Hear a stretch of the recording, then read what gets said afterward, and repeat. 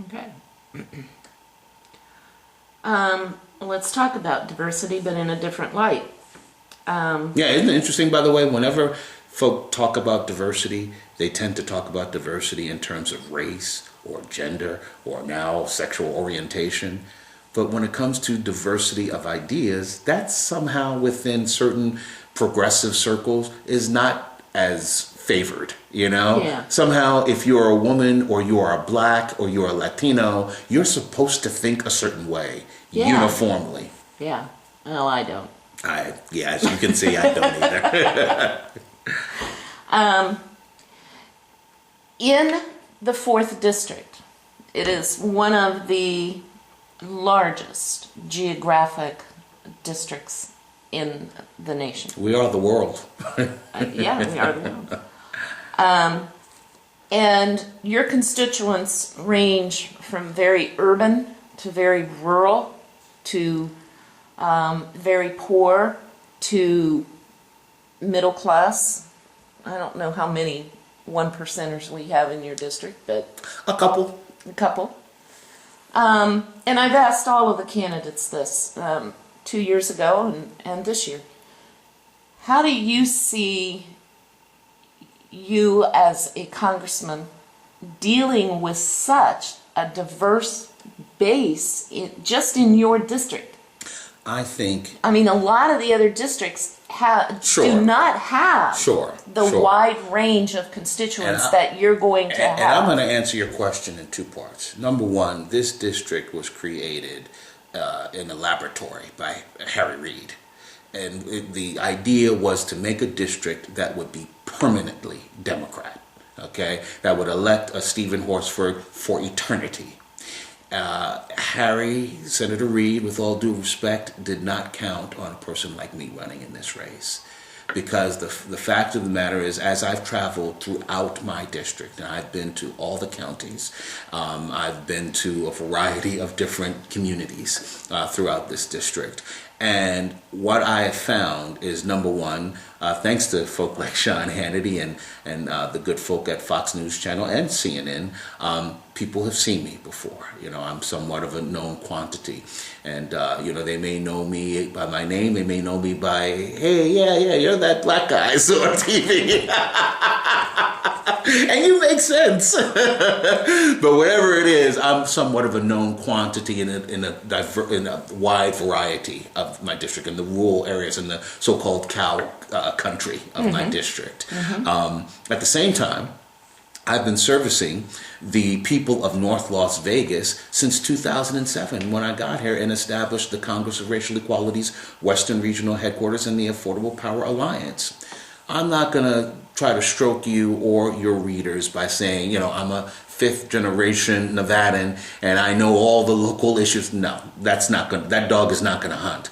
But what I can say is, with my work at the TeaParty.net, with my work with the Affordable Power Alliance, where I took on the EPA, on the floor of the United States Congress and the floor of the Utah legislature, I believe in Salt Lake City, and all across this country, and pushing back against onerous regulations and ways that they suffocate economic development, that I have taken on the same enemies that many of your readers have. I've taken them on and I fought them as a private citizen, and I will continue to do so as a public citizen, as a representative of the district of CD4. And what I think I'm uniquely qualified to do, more than my opponent in the primary and more than, quite frankly, Stephen Horsford, is to, number one, understand the interests and concerns. As I said, I've been fighting a lot of the same enemies, some radical environmentalists. And I consider myself an environmentalist. I'm just not a radical environmentalist. I believe that human beings are part of the environment too and should prosper. You mean we're more important than tortoise? I believe we are. And the tsetse fly and the, oh goodness, I forget the, it's like looks like a peacock. That the sage grouse. Yes, we're just as important as the sage grouse too. And you know, so I've been fighting that's against. That's going to play well up north. I've been fighting a lot of these extremists, and I think I understand the feeling of suffocation that exists among rural voters right now, who feel that their liberty is decreasing while the power of the federal government is increasing. So I understand those concerns, and I think I can address them because I've been fighting those kinds of battles. Not exactly those battles, but those kinds of battles for more than 2 decades. That's number one. Number two, I think that folk in North Las Vegas are looking for something different. There was a poll taken last summer, and the question was asked, is the American dream alive or dead? By 2-1, this subgroup, they asked all Americans, but this subgroup gave the answer. By 2-1, the American dream was dead. You know what that subgroup was? Democrats. In the 7th year of Harry Reid, in the 5th year of Barack Obama, by 2-1, Democrats in that poll said the American dream is dead. What we have failed to do, I'm talking conservatives, those who believe in the free market, those who believe in limited government and personal responsibility, what we have failed to do is communicate to these folk to let them know there is another way. There's an alternative. It's not just a question of voting for big government solutions from Washington, D.C. and Carson City. There's another path, there's another direction, there's another choice. I think I'm best qualified to present them with that choice. And for the first time in many, many moons, I think the people of North Las Vegas and every urban center in my district are truly going to have a choice when they see me up against Stephen Horsford, who represents Harry Reid and Barack Obama and their failed policies. My husband told me to ask you this question. And this is going to go to jobs and job focus questions. There was a clip on the news this morning that President Obama is preparing to sign an executive order requiring businesses to pay overtime pay, and they will not have a choice. So let's talk about that. I think that's unconstitutional. I mean, look, I'm not an attorney, and I could be wrong, but my gut instinct tells me that that's unconstitutional. And if it is constitutional, it is certainly the wrong solution.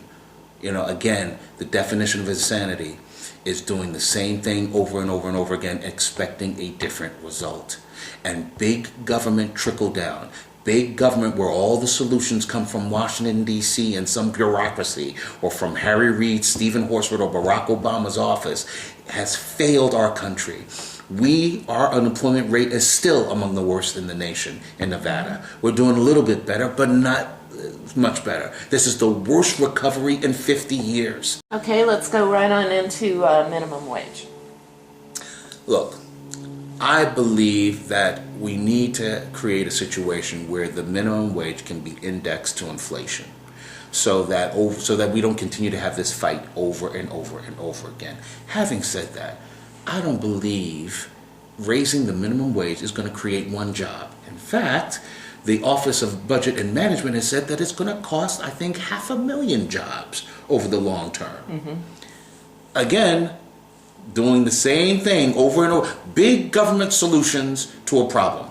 Symbolism versus real substance. But over the years, we've raised the minimum wage, and we may sustain a small job loss at the very beginning when that's first instituted. But we've always come back from that. We've always recovered. So every time we hear this argument about raising the minimum wage, it's going to kill jobs, we have this, it's never ending. We are an amazingly dynamic nation and people. And we can deal with a lot of crap, let me be blunt, okay? We find a way to adjust. But the American people are getting exhausted. We're getting exhausted from top-down decisions coming from Washington, D.C. You know, small businesses, which are the greatest generator of economic development and growth for a country, because they're the ones who provide the jobs.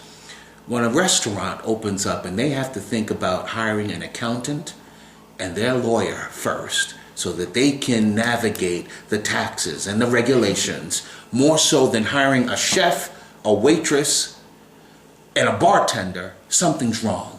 And that's the regime, that's what we have as a nation right now. That's what we're dealing with. When I get into Congress, I'm going to create a Liberty Caucus, or join one that already exists, if it does exist. And we're going to come together, and I'm even going to reach out to some common sense Democrats to join the caucus. We're going to examine every single regulation in that federal code and ask the question, first of all, why is it there?